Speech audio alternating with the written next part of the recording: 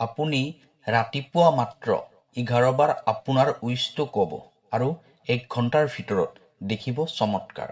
হয়, আপুনি ঠিকেই শুনিছে। আজিৰ ভিডিঅ'টো বহুত গুৰুত্বপূৰ্ণ হ'বলৈ গৈ আছে আৰু যিটো পদ্ধতিৰ কথা আপোনাক ক'বলৈ গৈ আছোঁ, এই পদ্ধতিটো আপোনাৰ ডেইলি ৰুটিন হিচাপে প্ৰয়োগ কৰিব। সদায় এই পদ্ধতি অনুসৰণ কৰিব।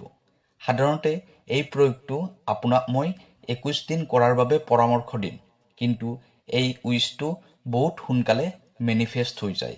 21 দিন নালাগেই। তথাপি 21 দিনৰ বাবে কোৱা হয়। বহুত সোনকালে উইচটো মেনিফেষ্ট হয়।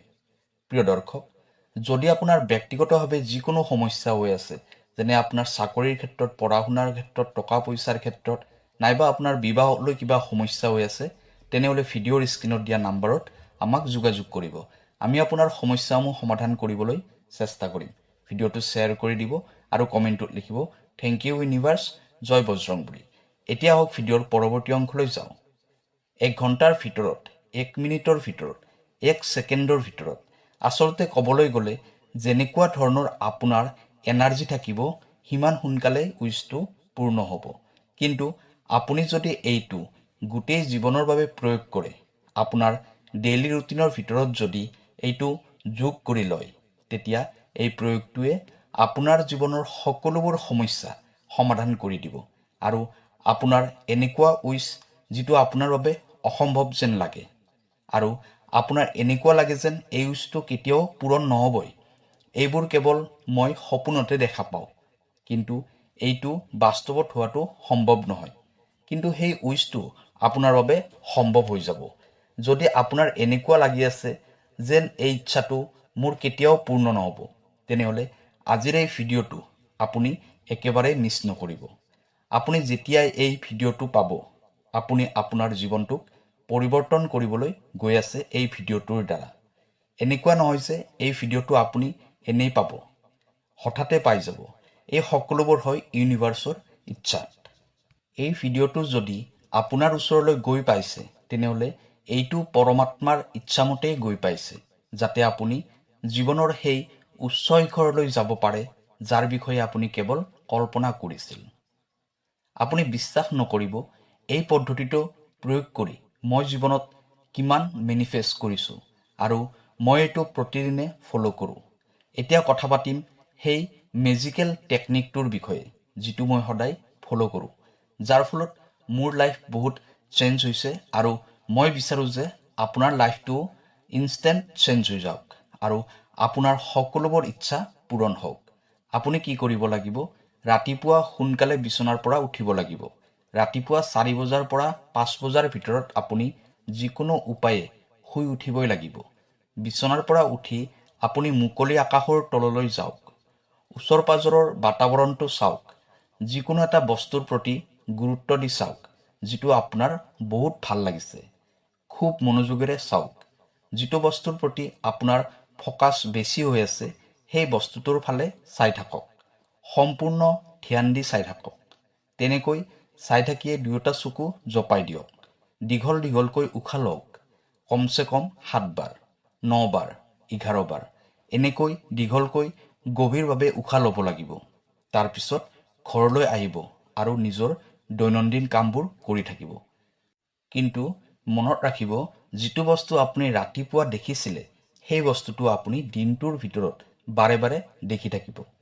ছ'চিয়েল মিডিয়াত দেখিব পাৰে, নাইবা আপোনাৰ সন্মুখলৈ আহিব পাৰে, নাইবা কোনোবা ব্যক্তিয়ে সেই বস্তুটোৰ বিষয়ে আপোনাৰ সৈতে কথা পাতিব পাৰে। বাৰে বাৰে সেই বস্তুটোৰ কথাই আপোনাৰ ওচৰত কোনোবাই কৈ থাকিব, নাইবা বাৰে বাৰে আপুনি সেই বস্তুটো দেখা পাই থাকিব।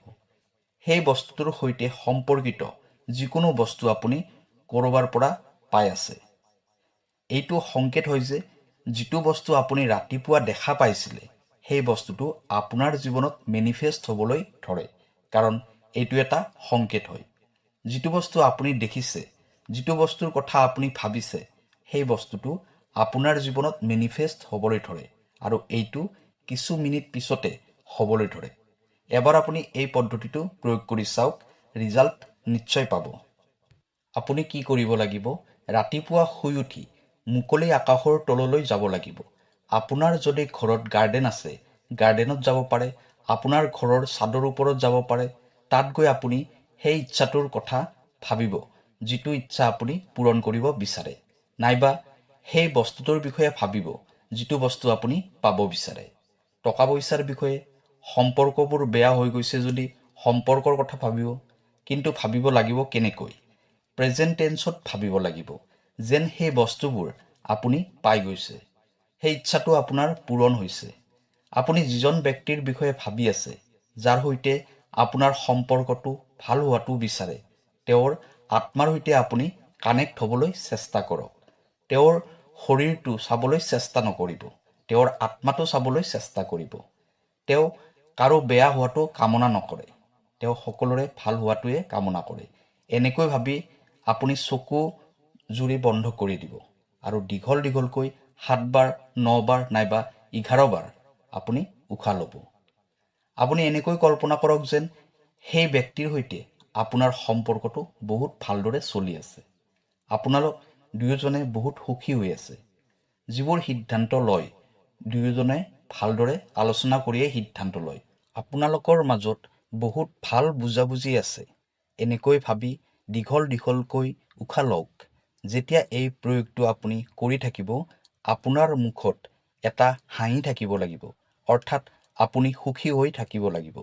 ইউনিভাৰ্ছে দেখা পাব লাগিব যে আপুনি সুখী হৈ আছে, কাৰণ যি সময়ত আপুনি বহুত সুখী হৈ উইচ কৰে, সেই উইচটো বহুত সোনকালে মেনিফেষ্ট হয়। সেয়েহে প্ৰয়োগটো কৰাৰ সময়ত আপুনি ভিতৰৰ পৰাই সুখী অনুভৱ কৰিব লাগিব। এই প্ৰয়োগটো কৰা হোৱাৰ পিছত ক'ব, থেংক ইউ ইউনিভাৰ্ছ, মই বহুত ভাগ্যশালী হয়। মোক এই ব্যক্তিজনে বহুত ভাল পায়, বহুত মৰম কৰে, আমাৰ সম্পৰ্কটো বহুত ভাল, মই বহুত সুখী। এনেকৈ আপুনি 11 বাৰ ক'ব লাগিব। আপুনি ইচ্ছা কৰিলে আৰম্ভণিটো থেংক ইউ ইউনিভাৰ্ছ ক'ব পাৰে, নাইবা শেষতো থেংক ইউ ইউনিভাৰ্ছ ক'ব পাৰে। ইয়াৰ দ্বাৰা আপোনাৰ উইচটো সম্পূৰ্ণ হৈ যায়। ইয়াৰ উপৰি যদি আপোনাক টকা পইচা লাগে, ঠিক তেনেকৈ আপুনি প্ৰয়োগটো কৰিব পাৰে। আপোনাৰ জীৱনত সকলো ফালৰ পৰা টকা পইচা আহি আছে। ভাল চাকৰি কৰে আপুনি, চাকৰিত বহুত ভাল দৰমহা পায়, আপোনাৰ চাকৰিত প্ৰমোশ্যন হৈ আছে। যিবোৰ কথা আপুনি ভাবিব, সকলোবোৰ পজিটিভ ভাবিব। থেংক ইউ ইউনিভাৰ্ছ, মোৰ চেলাৰী 1 লাখ হ'ল, মই বহুত সুখী, মই যি বিচাৰোঁ সেই বস্তুটো কিনিব পাৰোঁ, মই বহুত ভাগ্যশালী হয়।